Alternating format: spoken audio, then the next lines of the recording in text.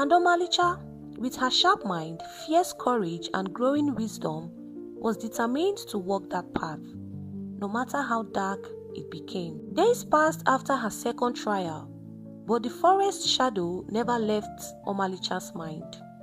Even the brightest sun could not erase the memory of the whispering voices, the glowing mushrooms, or the hooded figure who had warned her about curiosity. She knew that surviving once or twice was not enough. The spirit would test her again. So one evening, as the village settled into quiet and smoke curled from cooking fires, Omalisha heard a faint knocking at her door. She opened it cautiously. A small boy, no more than 10, stood there trembling.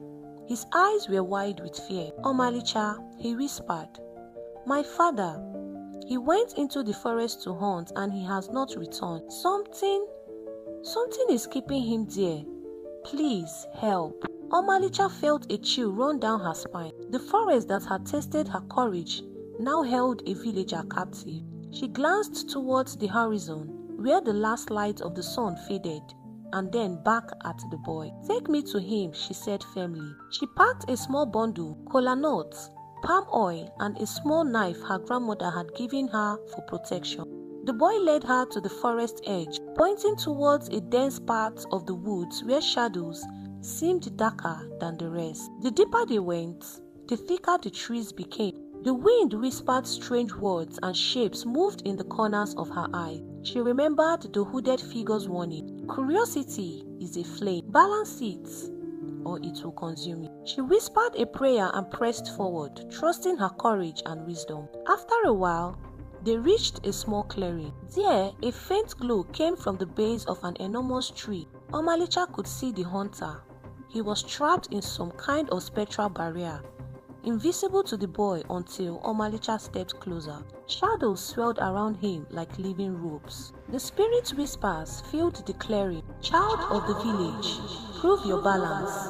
Save the life or falter and fear will claim you." Omalisha's heart pounded.